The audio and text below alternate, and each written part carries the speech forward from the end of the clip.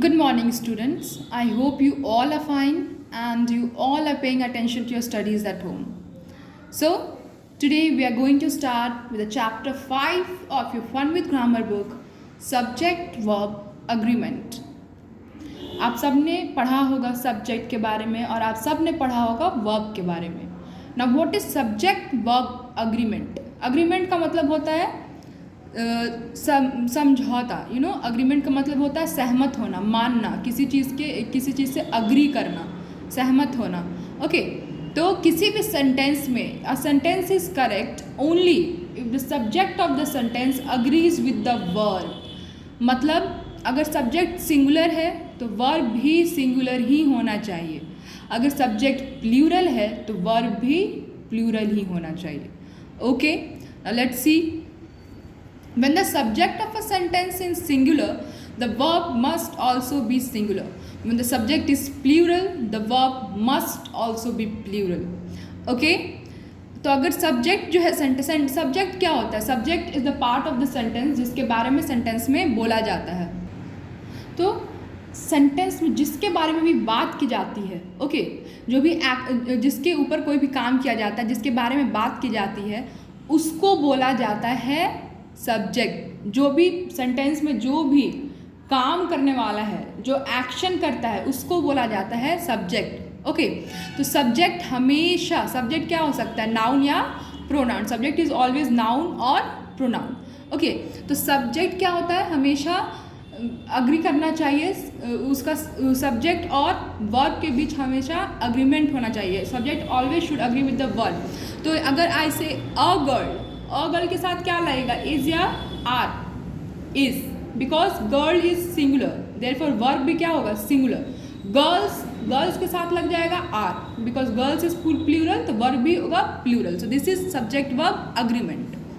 Okay, now when the subject is one of, subject one of है, one of word हो, वो subject हो one of. जैसे बोलते हैं ना, one of them, one of the students, one of the pupils, one of my friends. Okay, तो जब भी वन ऑफ सब्जेक्ट हो, ओके, उसके बाद क्या करना है हमें? देखिए, when the subject is one of, subject one of हो और वो किससे, उसके बाद क्या है? उसके बाद कोई प्लूरल नाउन है, like one of the pupils, one of the players.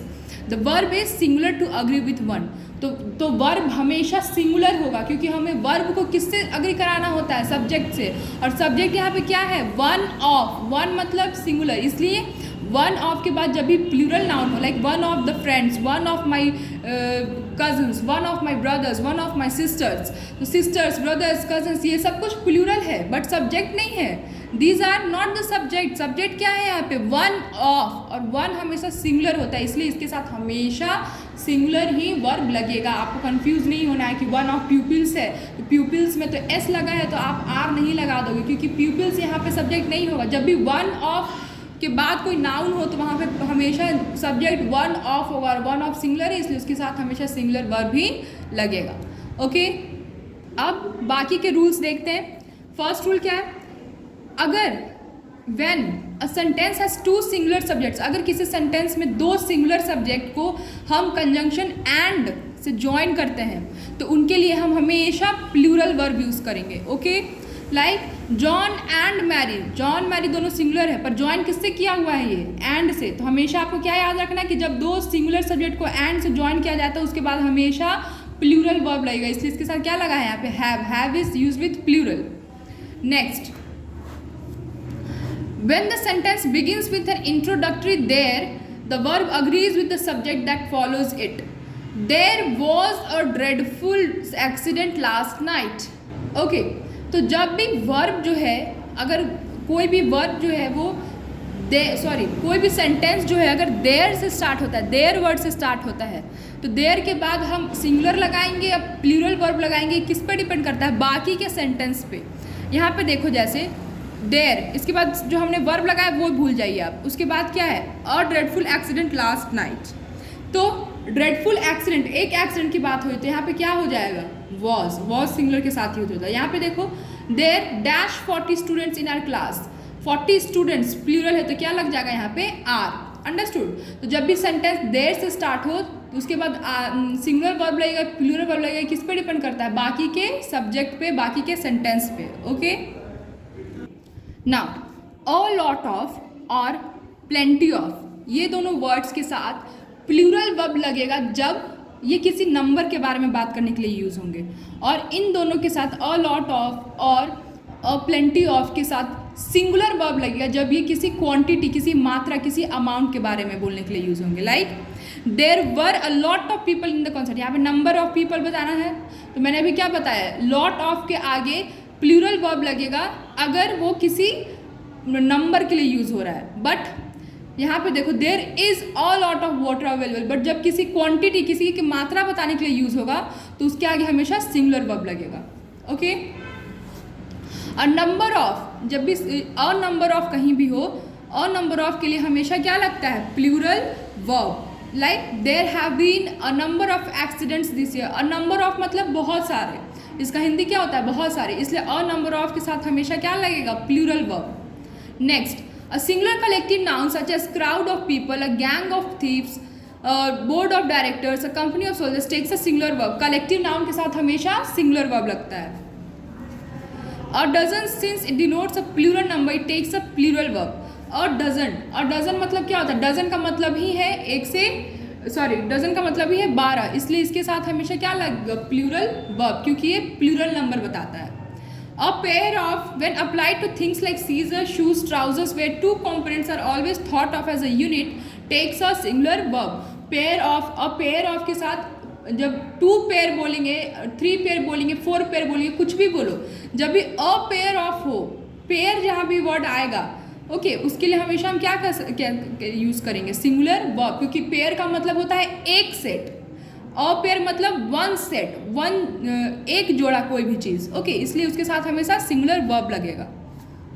Okay, but जब हम पेयर का यूज़ नहीं कर रहे हैं, पेयर वर्ड यूज़ नहीं हो रहा है, तब इन वर्ड्स के साथ सीजर, शूज, ट्राउजर्स के साथ प्लूरल वर्ब लगेगा। ओके, नाउ क्लास नेम्स और categories such as clothing, footwear, crockery, जब भी हम ये सारे वर्ड्स यूज़ करते हैं, फर्नीचर मतलब इसमें जितने भी फर्नीचर के टाइप्स होते हैं, चेयर, बेड, सारे फर्नीचर्स आ जाते हैं। तो जब भी हम ये बोलते, क्रॉकरी बोलते, तो सारे बर्तन आ जाते हैं इसके अंदर। कटलरी का मतलब सारे जो भी होता है, आपको छुरी, चम्मच सब आ जाता है इसके अंदर। ओके, तो जब भी क्लोथिंग मतलब सारे types of, all types of clothes, footwear means all types of footwears.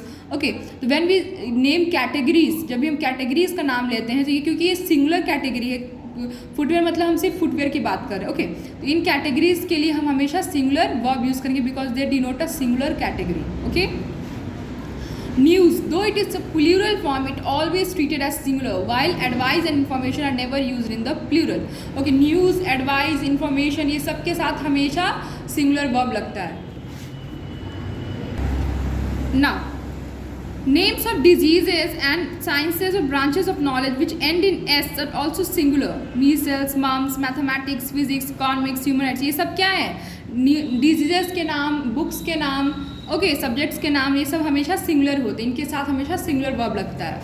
Okay, some of, half of, take a plural verb in reference to number, जब सम ऑफ और हाफ ऑफ का use आप number denote के लिए करोगे, जब भी याद रखो, जब भी some of, half of, lot of, plenty of, ये सारे वर्ड्स का आप यूज़ नंबर दिखाने के लिए करोगे तो उसके साथ हमेशा प्लूरल वर्ब लगेगा। बट अगर आप इनका यूज़ क्वांटिटी दिखाने के लिए करोगे, मात्रा दिखाने के लिए, अमाउंट दिखाने के लिए करोगे, तो इनके साथ हमेशा सिंगुलर वर्ब लगेगा। Many refers to number, it is a plural and takes a, many के साथ हमेशा प्लूरल वर्ब लगेगा। ये बहुत सारे, मैनी का मतलब बहुत सारा, इसके साथ हमेशा प्लूरल वर्ब लगेगा, ये नंबर्स दिखाता है। मच रेफर्स टू अमाउंट और quantity, it is singular and takes a singular verb. Much जो है मात्रा दिखाता है, क्वांटिटी दिखाता है, इसके साथ ये सिंगुलर होता है और इसके साथ हमेशा सिंगुलर वर्ब लगेगा। पीपल एंड कैटल, अब plural and take plural verb. People, cattle, ये सब, पीपल का मतलब बहुत सारे लोग, कैटल का मतलब झुंड में बहुत सारे, जब गाय बकरी जब झुंड में होते हैं उनको बोलते हैं कैटल। तो ये सब क्या है? ये प्लूरल है, इसलिए इनके साथ प्लूरल वर्ब लगेगा।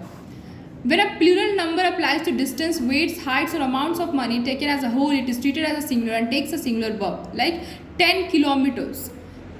एक से ज़्यादा नंबर का यूज़ अगर हम डिस्टेंस दिखाने के लिए, वेट दिखाने के लिए, हाइट दिखाने के लिए, अमाउंट दिखाने के लिए यूज़ करते हैं तो उसके साथ सिंगुलर लगता है, सिंगुलर वर्ब लगता है, इसको हम सिंगुलर यूज़ करते हैं। लाइक 10 किलोमीटर्स, 200, grams, 10,000 rupees, ये सब कुछ क्या है, these all will be treated as singular, इसलिए इनके साथ singular लगेगा लास्ट में verb.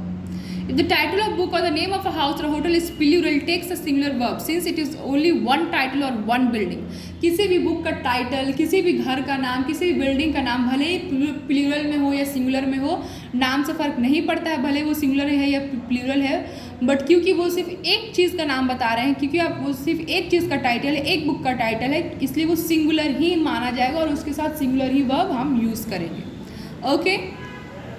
ओके, बाकी ये सारे जो वर्ड्स हैं इनके साथ हमेशा सिंगुलर वर्ब लगता है, like each of, each, every, everyone, everybody, everyone of, none, none of, neither of, either of, anybody, nobody. Okay, so that's all. I hope you have understood subject verb agreement. Try to revise whatever I have taught in this chapter. Thank you.